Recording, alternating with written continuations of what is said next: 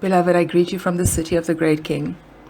My heart is very tender today. The Lord has really touched me with some things that I've witnessed and some things that I've heard that I want to share with you. And there is no doubt in my heart, it's not that I believe that we are on the brink of the greatest move of God. I know that we are on the brink of the greatest move of God. And when I tell you the whole story, you will understand why I say that.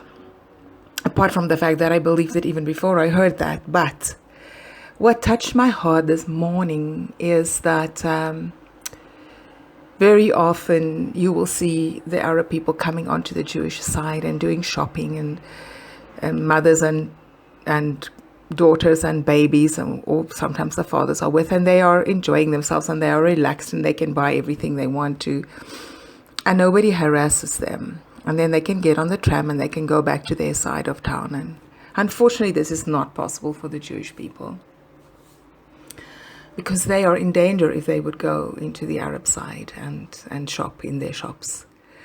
But what I saw this morning was just, to me, an illustration of God's kingdom in such a beautiful way. I was on the tram, and a young Arab woman with her baby and her mother and a big baby pram full of shopping bags. I think I counted about 8. They were hanging on hooks all around the pram. It looked like a very nice shopping spree. Got onto the tram and stood in the middle, and where you get on, and she was trying to get the baby out and the mother was helping her, and it was just, mother and baby stuff. And then suddenly there was this Orthodox Jewish man, he must be in his 70s, who got up from his seat and went to this Arab woman and said, "You can take my seat." And I was just thinking, Lord, this is so amazing. This is so amazing, just to see this God gene working in the Jewish people. And I'm not idolizing them. I know them.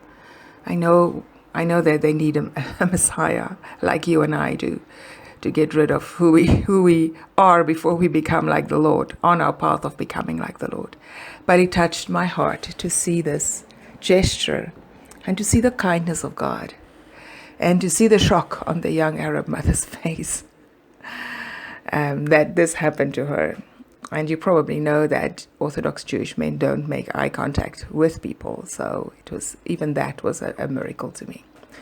But what I really want to share with you, and this has touched me deeply, and I heard it on Rosh Hashanah. And I cannot name names, so I don't even ask. But I heard from a very reputable source that there was a man who went to yeshiva here for quite some years. He was born again. Obviously, he didn't say anything about it. And then after some years, they found out, the rabbis and the yeshiva and all the students, they found out that he served the Lord. So they called him in and they gave him 2 choices. They said, either you leave the Yeshua or you deny him, you leave the yeshiva or you deny Yeshua, and you can stay. And obviously he did not deny Yeshua, so he left the yeshiva. So sometime earlier this year, this man was down at the Kotel, the Wailing Wall. And while he was there, he saw a lot of his yeshiva friends there. And one of them walked up to him. And he came and he stood in front of him and he said, "I want to tell you that I know you're Messiah now." And he was like, his eyes went, wow. And this guy said to him, "And I want to tell you that almost everybody that you have been together with knows you're Messiah now. And I will walk by the wall where they are all standing and praying." He said, "And every shoulder that I touch, that one knows the Messiah." And he started to touch the shoulders. And this guy said that he counted about 70 people, 70 rabbis who know the Messiah. And that brings me back to Bruce Allen, minister from the US, who had a testimony last year that he was here and the Lord had made him miraculously, divinely meet up with rabbis who told him the same thing. They said, we have met the Messiah. He's appeared to us, but he has told us to be quiet until he tells us to rise up. So I just want to say to you that We are going to see a great explosion of God all over the world. And the days are here that the glory of the Lord will cover the earth like the nations cover the sea. And just remember one thing about God's judgments. They are all redemptive.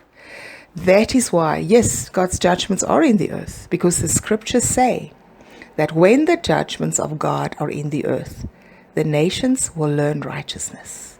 So we are standing on the brink of an awesome, glorious move of the Most High God. I bless you and I greet you from Jerusalem, the city of the great King.